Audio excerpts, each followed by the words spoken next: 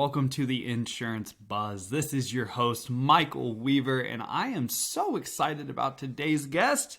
Look, I may be biased, but this is by far my favorite guest. We have the CEO of Weaver Sales Academy coming on, Miss Courtney Weaver. How are you? I'm so good. How are you? I'm excited for this one. Oh, this is so good. Y'all, we've been interviewing a lot, and so we wanted to come on and just discuss and talk about what we are currently seeing in the recruiting field. Yeah, and I think that that's something that, you know, especially right now, a lot of questions that we're getting are about recruiting, attracting top talent, what that looks like in your insurance agency, or even if you're looking to make a move. So we just kind of wanted to share what we're seeing, the approach that we've taken, and we've had a lot of success with it. So we've been doing group interviews for about a month now. And number one, it's incredibly efficient. Incredibly. Highly recommend, if you are not currently doing group interviews, I would highly recommend implementing this type of interview strategy in your business. It has been a game changer. It's been very eye-opening to us, and this will be the only way that we interview moving forward. Yeah, so it's incredibly efficient. It's a way to look at talent essentially all over the country. And the position that we're looking at transparently is for our sales force. So it's really a sales professional, which I know a lot of us are always looking for. And it's a remote position. And, you know, we've set it up to where the pay is competitive, but pay is actually not the number one thing people are asking for. It's not even in the top, like, 2 or 3. Pays kind of towards the bottom, really. Yeah, it's not even being asked. Yeah. And look, guys, I know Courtney and I have come on. We've come on the Buzz before. We have talked about, hey, are you attractive? What's your culture looking like? And we're going to talk about different things on today's call. But I don't know, Courtney. What would you say is your number one thing you're currently hearing or that you're gathering from talking to all these individuals? People want to be seen and heard, period. They want to know, what is the growth track? They want to know, what does mentorship look like? They want to know, are you going to provide education? Are you going to provide kind of the structure of success? Are you going to show them what it looks like to win and then help hold them accountable to winning? And I think that's pretty much the big one, is people are feeling underappreciated in what they're doing. And then the second one is, what is your core culture? Like, who are you as an organization? Who are you as a leader? And what does that look like for them? Because that's really, I mean, yes, pay is important, and you want competitive pay, and you want to be able to pay people what they're worth, and you want them to make a phenomenal living. But most importantly, you know, some things that we can control, even if your margins are tight, are really, what does your training look like? What does your mentorship look like? What does leadership look like? And then, what does your company believe in? Like, what is its mission and vision, and how is it impacting people in the world? I think people want to be a part of, and I've talked about this before, but now doing all of these interviews, I mean, it's right in my face. They want to know that they're appreciated, and what they're doing is making an impact not only within the organization, but externally within their customer base as well. Yeah, I mean, I can't reiterate that enough. And you used a word, mentorship. That is literally the single word that continues to be brought up in every single conversation. It doesn't matter if it's the first group interview, the second one-on-one interview. Mentorship, mentorship, mentorship. What does it look like in the business? What does it look like in your workplace? Are you actually this is a question are you actually pouring into your people? Are you actually taking the time and training and developing? Or are you, everyone we're talking to feels like they feel like just a number. They feel like it's all about the bottom line. What can they do for the company, yet the company's not doing anything for them? Yeah. So I think, and going a step beyond that, we're not saying micromanage people. Nobody wants to be micromanaged, but they do need a structure in place, or at least kind of some guidelines on, you know, what does training and developing and success look like? What does it look like to win? And I think training, especially in an insurance office, kind of gets put to the wayside because we're really focused on numbers and we're focused on production and retention, and training needs to be up at the top. And if you don't have, and I think that comes from leadership. I think everything, us as leaders in our own organization, I think we are always responsible first for what happens within our organization. So if you're an agent, that starts with you. So what are you doing to grow, to develop, to train? Are you seeking mentorship outside of what you currently have? Because that's going to be a direct reflection of what happens within your office. And I will tell you right now, people are coming to us because of the core values that we have as human beings. Like, they want to work in our organization and they don't even want to do the job that we're hiring for, but they just want to be a part of the organization. So I think that that's something that you can use to really attract top talent is, what are you doing to pour and invest in yourself daily? What does growth look like to you? So one thing that we're talking about in our interview is the core fiber of who we are as individuals and as our organization is growth. Like, we are always focused on growing personally, growing professionally, and we talk about that a lot, and that's attractive to people. But I think a step beyond that too is over communicating our core values. So we have a family motto, we have a business motto: happy, healthy, wealthy. Like, that is our family motto. That's our business motto. From a core value standpoint, integrity, results, and service. So what that means is, when we say that we're going to show up and do something, we show up and do it. We over deliver. We provide an exceptional product because people are paying us for a service. So we want to deliver and over deliver on the results. And then from a customer experience standpoint, their success is our success. So all of these things kind of tie into what's making us attractive and what can make you attractive as a potential and future employer is, are those laid out? Not like the dusty mission and vision, and I've talked about this before, but are you actually living something that somebody wants to be a part of? Mm-hmm. Yeah, and I think being more specific in like those one words, like what defines you, what defines your business, what defines your culture. Mission and vision are cool, but really those core values. Yeah. What is the 1-2 words that, hey, this is who we are. This defines us. I think is extremely important, and I think that you've hit the nail on the head as the CEO, because you ultimately you helped create that and niche that down, and that's something that is standing out to the folks that we are interviewing. That's how we introduce ourselves as a company. Like, no one works for us. We all work together. Like, these are our company values. These are our core values. This is our motto.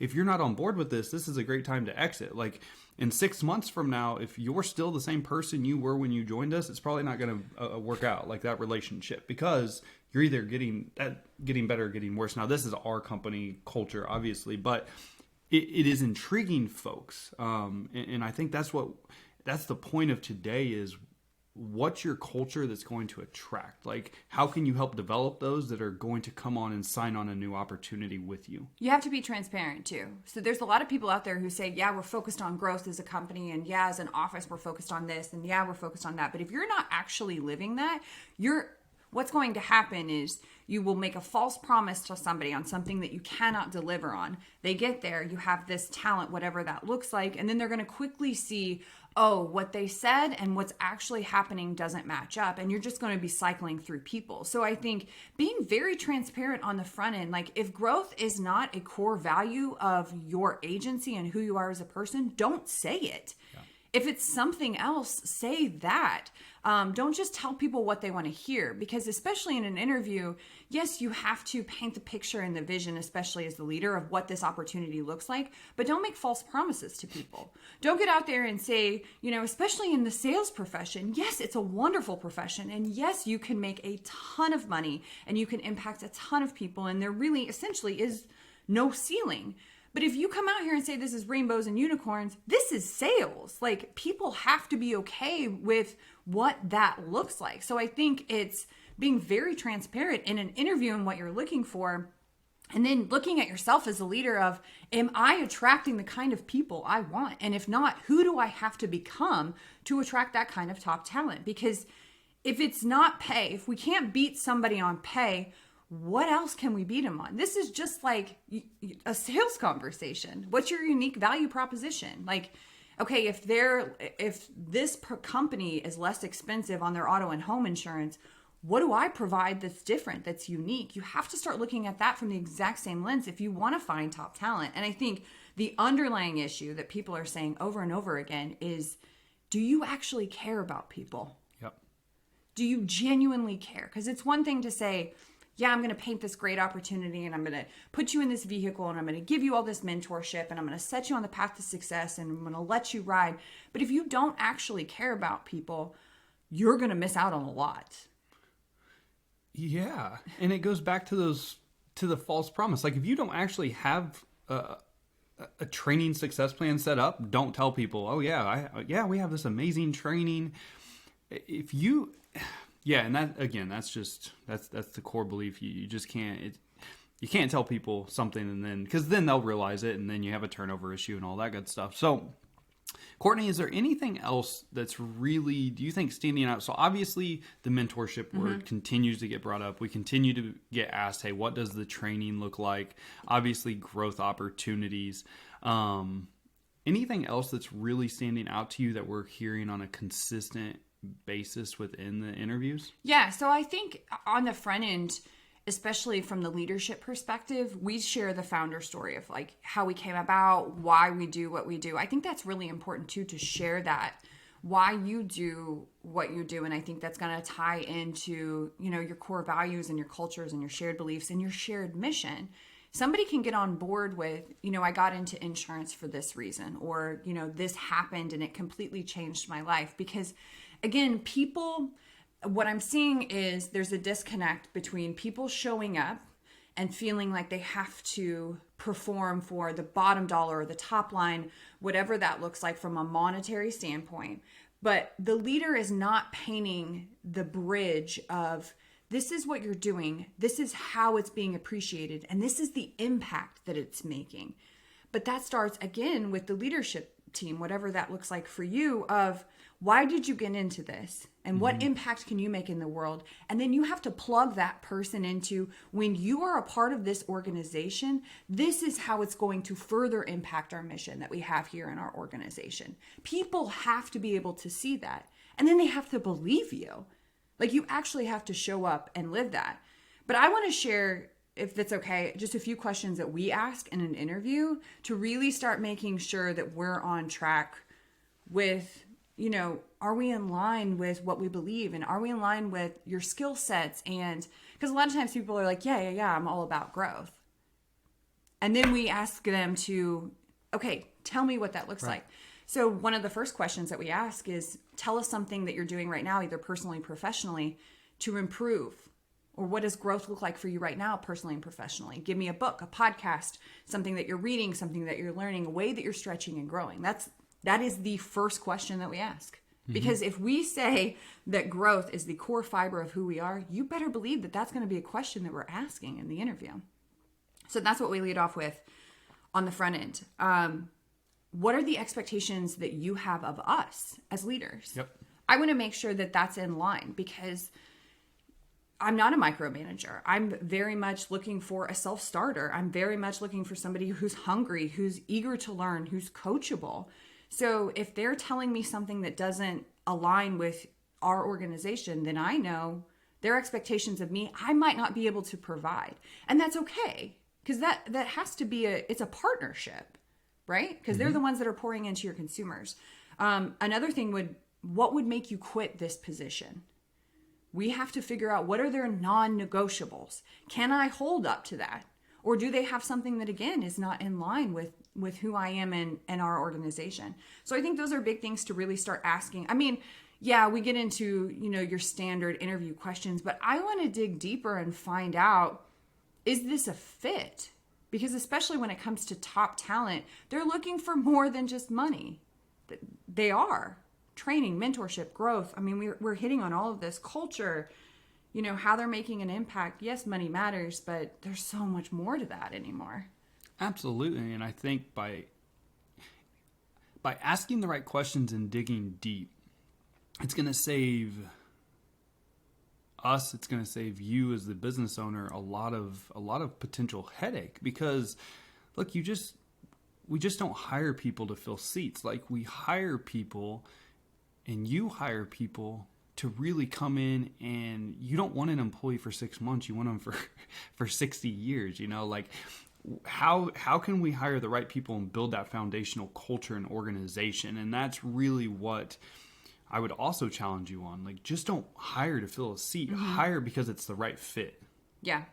And you want somebody, when you're asking them about what growth looks like, you want to put somebody in a position, and you want to provide an opportunity that they can grow into, and they can continue to go further into your organization. So another thing that we'll ask is, okay, if I were to wave a magic wand and life was exactly how you wanted it to look a year from now, what does that look? And if they tell me I want to own my own business and I want to be doing all of these things, and I'm like, whoa, I am hiring a part-time service position, I have to look at this and go, am I doing them a disservice by putting them in this seat? Or is this my opportunity as a decent human being to coach them and say, hey, let me help you set up a way to where you can go ahead and kind of give you the framework to do your own thing. Yep. I'm glad you hit on that, because I was just going to also say that, look, as a leader, you are going to come across some really good talent sometimes, but just because they're great talent doesn't necessarily mean they're a great fit in your organization. Like, if their vision and their goals and their dreams don't align with what the position that you're actually hiring for, you need to be transparent. You need to be very open, because we've come across that. We've come across some amazing people that want to be part of the organization. They want to do the job, but when you actually are digging deep into what they see themselves 1 year, 3 years, 5 years from now, it would be selfish of us to give that opportunity, because ultimately a year down the road, they're going to have to make a decision. And so it's, that's really, really important. So I'm glad you hit on that. I also think day-to-day expectations.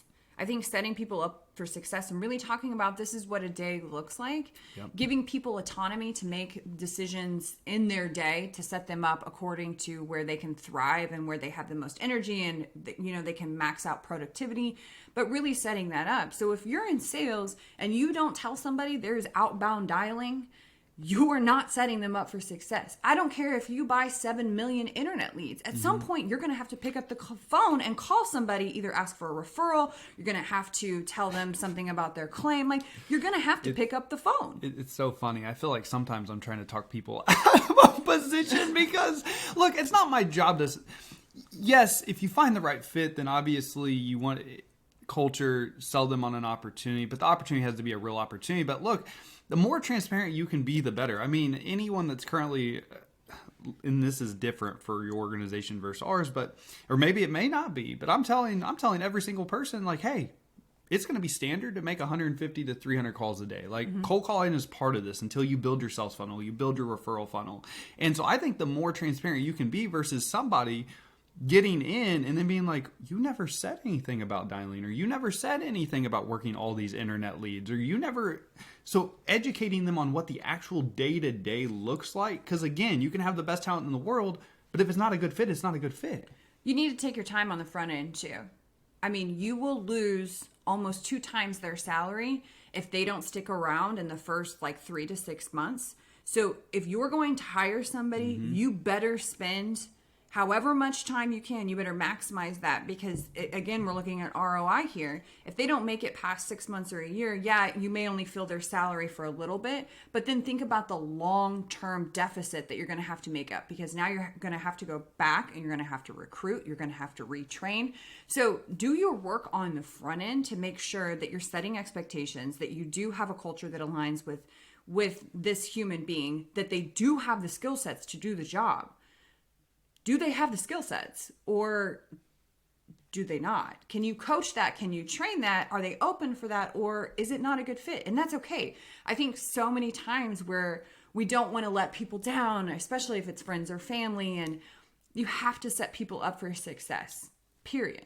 And that's going to require a little bit of sacrifice on both ends. Clear communications on what the job entails, clear communications on what are non-negotiables for you, what are non-negotiables for them, and then what success looks like and the impact that they have in your organization and externally with their customers. That's it. That's all it is. Yes, pay people fairly. Yes, make sure that there's opportunity for growth, but just have that mutual relationship of, this is not a churn and burn kind of situation where you don't want to constantly be hiring people every 6 months, because then your organization will not grow. It just won't. If you can't retain employees, how are you going to retain customers? Yeah. That may be a good way to end the buzz today, man. I feel like we got buzzed on the buzz today, Miss Courtney. Thank you. It was fun. I think that, a lot of us have almost put ourselves in this hole of, well, I just pay more. And yes, paying fairly, again, is important. But there's so much more to that has nothing to do with pay, that are easy things that we can do as leaders. Yes, they require time. Yes, they require, discipline.